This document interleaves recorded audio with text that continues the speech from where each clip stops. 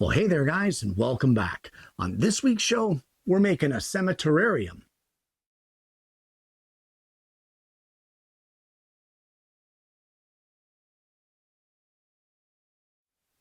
Well, I just had a lot of you say, what the heck is a cemeterrarium?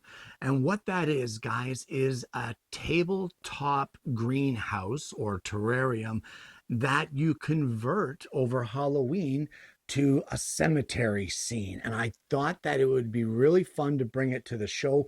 My wife brought the idea to me and said, hey, can we make this?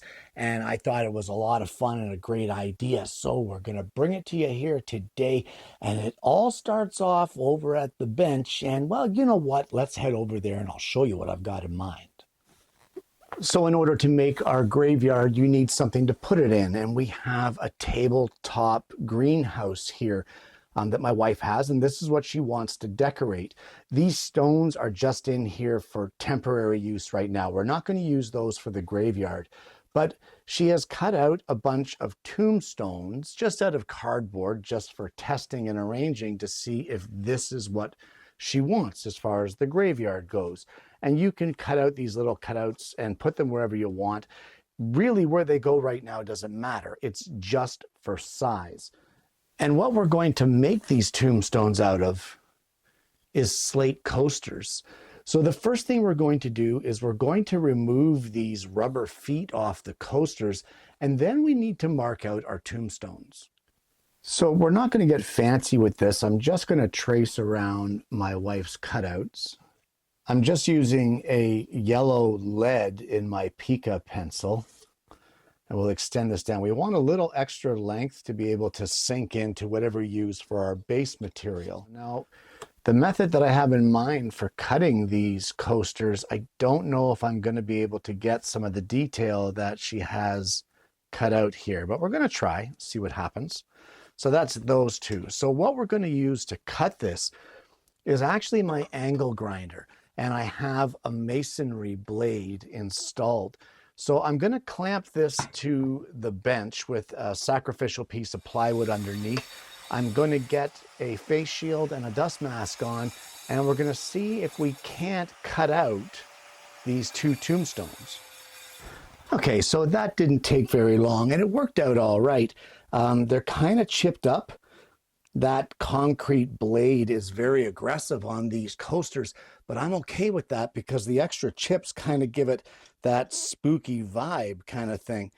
So let me get the rest of these coasters cut into tombstones, and then we'll sit them in our tabletop greenhouse, and I'll show you what they look like. Well, some of the tombstones have these crisp edges. It doesn't really look right. Not for the motif that we're going for, which is kind of a haunted graveyard. So I'm going to use an old burr in my power carver and see if we can't mess these up on the corners a little bit. Well, it sort of took away some of the straight edge, but it gave a really smooth kind of straight edge taken away. I'm looking for more of a chipped outlook on it. So let me try something else. Well, I tried it with this little tack hammer to just tap the edges here and try to chip a few pieces, and I ended up breaking it. But my wife kind of likes the look, so we're going to leave this one. And instead of placing this one on the bench and tapping it like this and possibly breaking it, I'm going to try to do it by hand and just try to chip a couple pieces out of it. Okay, so that actually looks pretty good. So with these tombstones now, the way they are, I think what we want to do now is we want to get out our X-Tool F1, and I think we're going to add some laser engravings to these tombstones. Well, I have here an XCS, just a simple RIP and a chalk duster typeface, just to give it a little bit of a rough edge, make it a little creepier. I've set the settings. I've framed it out here on one of my coaster tombstones, and we're just going to fire up the laser and engrave this and see how we make out.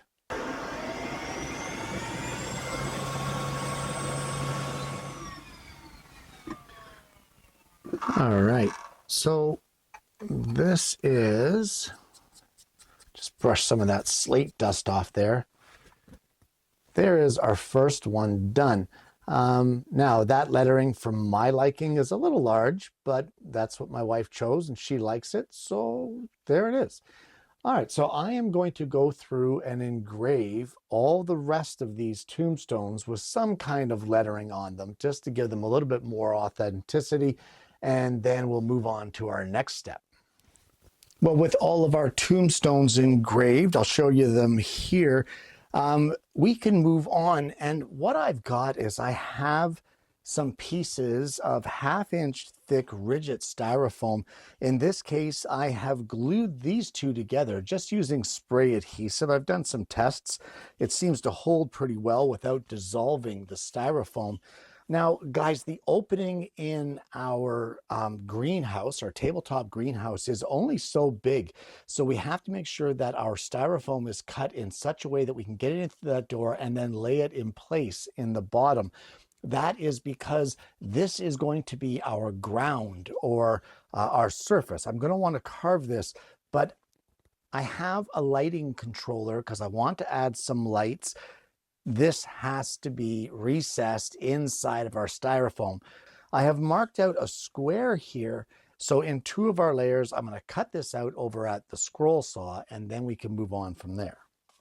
Okay, so here is our styrofoam. We have our cutout for the wire controller, and we're just going to set them like this. Now, this is not going to be the final arrangement or the final shape by any means, but what we need is to figure out where we want our tombstones in our graveyards. So I'm just kind of holding them up here. Yeah, something like that. And then once we're happy with that, what we're going to do is we're going to mark their positions, and we're going to cut slots in our first layer of styrofoam for these tombstones to sit in. Okay, and then these tombstones will just get situated here in our slots, and that's how they will sit into our styrofoam base. Now, guys, we want to shape this base. So guys, before I get too much into this, I want to glue these together. So what we're going to do is we're going to apply spray adhesive here. We're going to let it tack up for 2 minutes, then line up our edges and glue these pieces together. We'll do 3 layers on each side. And once we get that done, I think we need to drill some holes. Well, I know this probably doesn't make much sense to you, and that's okay, because it really doesn't make much sense to me right now either. But what I need to do is I have marked out a grid here, and there are 48 points on this grid. I have 50 lights, so 48, I'm okay if I lose a couple. But what I need to do is on either side of each one of these points, I need to drill a 1/8 diameter through hole here on either side of it, about 1/4 of an inch outside of each one of these light points, because our wire has to feed up through and then down through, leaving our LED light or our little fairy light right here at these points. So I'm going to drill all of those holes. You don't have to be too precise. So just get them all drilled, and I'll show you what it looks like when we get that finished.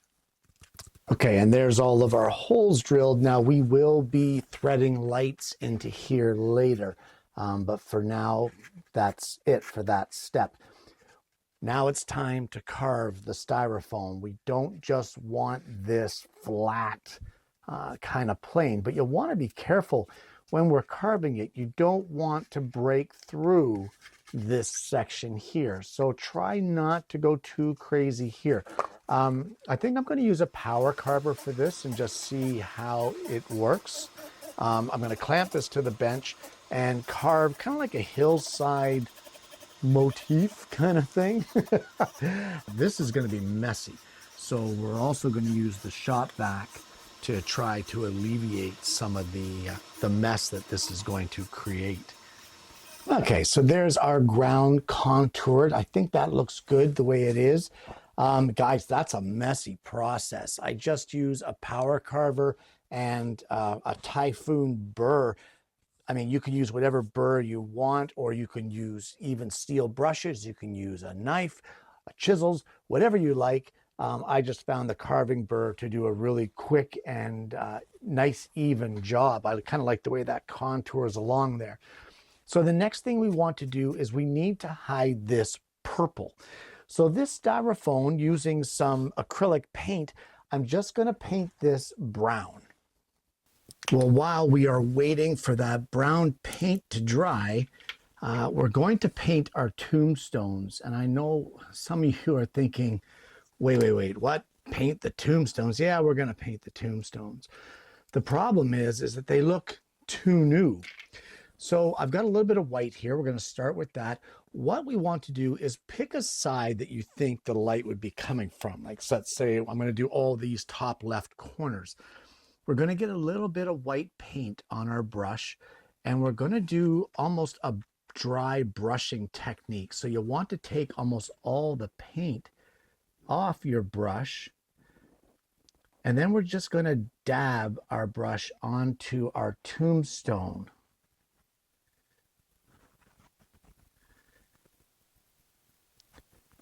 You just want to do it lightly.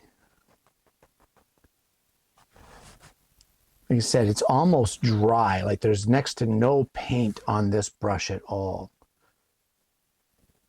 And you're getting this, like, just a little bit of dabbling, like almost like a stippling effect of the paint. Just like this.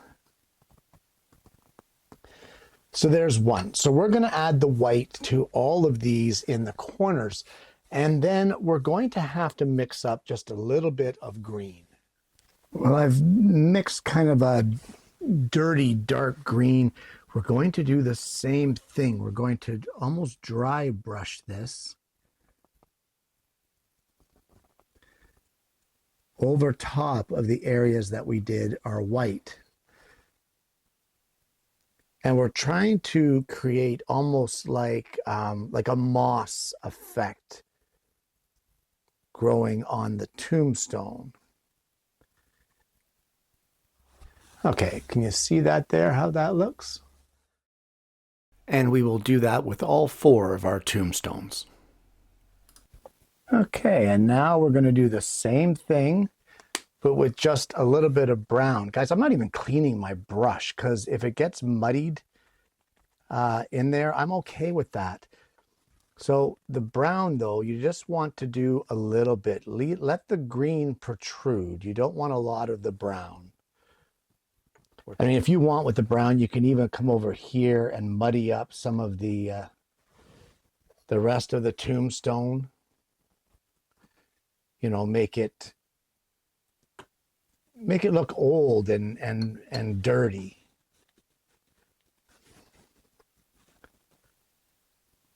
Okay, so I'm going to carry on with the brown, and then we're going to move on to yet another color.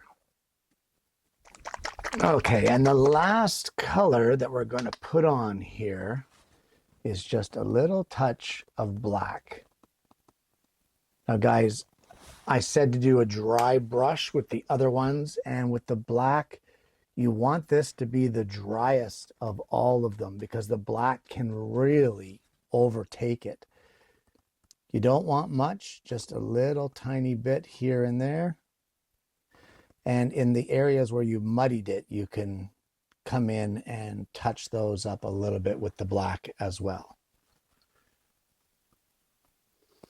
Now, one thing the black will do as well, guys, is if you put a little too much white on, it will really tone that down. Like we've got a little bit right there that stands out. There we go. Just tone that down. So you can very easily change that. Now look at those. Look how great that looks. We've got them kind of aged now. They all got a little bit of almost moss growing on the side.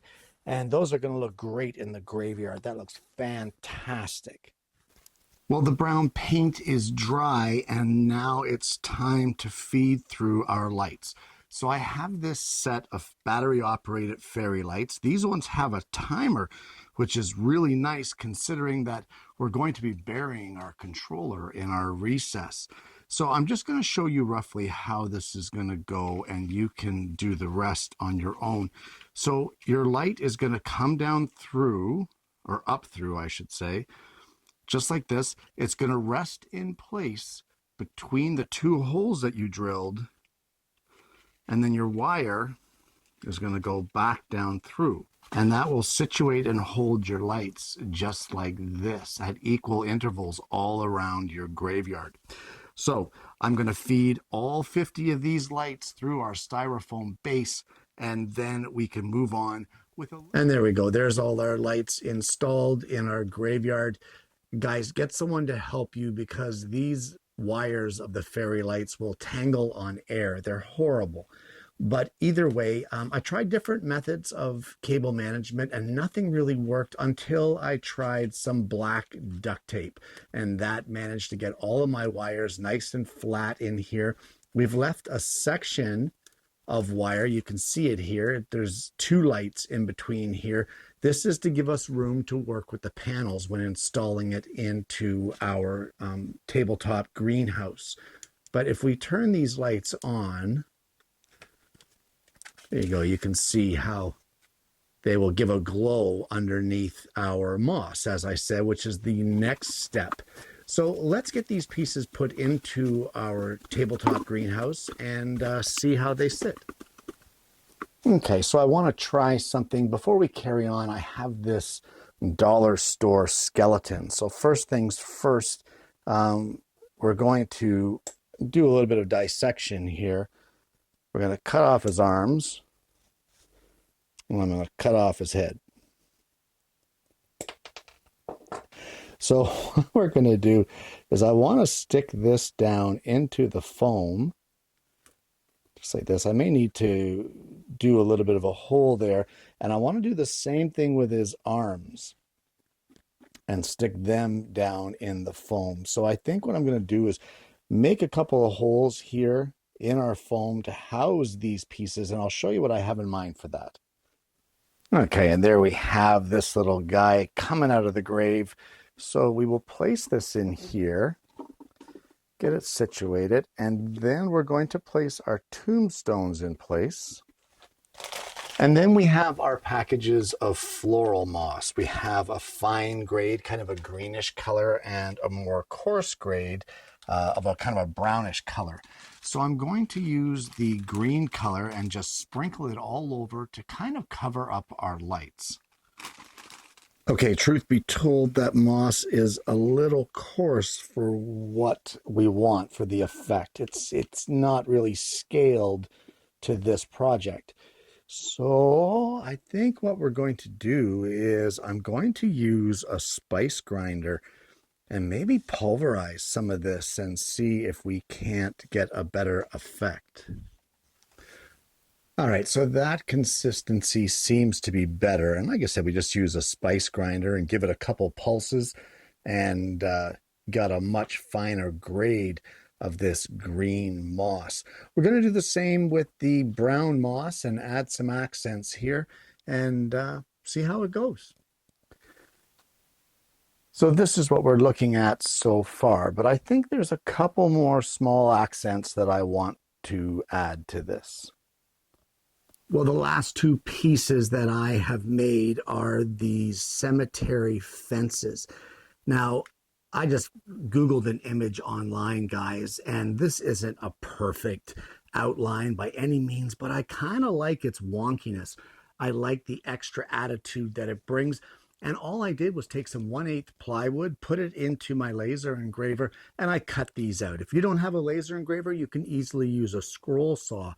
But either way, we have these two pieces here. We're going to place them inside of our cemeterrarium and see how they look. And I think these two pieces here are going to finish off our project. Yeah, and I think that will be just about it. That looks great.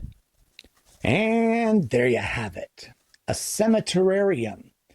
Guys, for those of you who have never heard of a cemeterrarium, where have you been?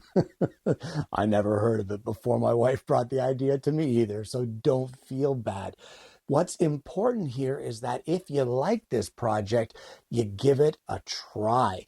There's all kinds of ways that you can mix this up, guys. If you don't have, say, the masonry bit for your angle grinder, or you don't have the slate coasters, or you don't have the ability to engrave the slate coasters, don't sweat it. Cut them out of any scrap wood that you've got. You can even cut them out of cardboard and color them. It doesn't matter what you make them from, as long as the overall look is something that you're happy with. Halloween is about having fun. It's not about getting technical and saying, oh, that zombie is the wrong color, or Dracula didn't ever wear a cape like that, or whatever. It's not about getting technical. It's about just having some fun with the holiday. And I'm going to call it a holiday because the holidays are all about sharing with others and having fun. And what's more fun than seeing kids and their joyful faces coming to your front door as you hand them candy and share with them your display or your Halloween decorations or what have you. So yes, Halloween is a holiday, and yes, my wife and I do enjoy it thoroughly. So this is just a small little piece to put in on our dining room table, kind of as a Halloween centerpiece. I don't know, it's a load of fun. Guys, those LEDs didn't really work out as well as what we were hoping. I was really hoping that they would kind of illuminate that moss underneath, but it really didn't work out that way. Instead, we kind of got these lights all over the place. But you know what? My wife said she's happy with that, and that is what matters. Guys, there are a ton of techniques here that you can take away from today's show. Even just the small little painting techniques, trying to get that moss effect on those slate tombstones. It's all an experience, it's all experimentation, and it's all fun. So just give it a try. Either way, guys, this is going to look awesome on the dining room table. I love it already. My wife loves it. And isn't that what it's all about? Guys, I want to thank you so much for tuning in. This one's been a load of fun. As always, I enjoy the projects I bring to you guys. There are very few projects that give me enough grief that I really don't like them. So I guess I'm lucky that way. What is it they say? Find something you love to do and you'll never work a day in your life. Here I am. Guys, I want to thank you so much for tuning in this week. If you haven't already, please consider liking and subscribing to the channel. We have an amazing audience base here, and I'm hoping that you're going to consider becoming a part of it. I want to thank you once more for tuning in. I hope you've enjoyed the content, guys. I hope you're going to give this a try for yourself at home and add it to your Halloween decor. And more importantly, I hope you're going to join me again next week when I bring you yet another Alternative Tuesdays.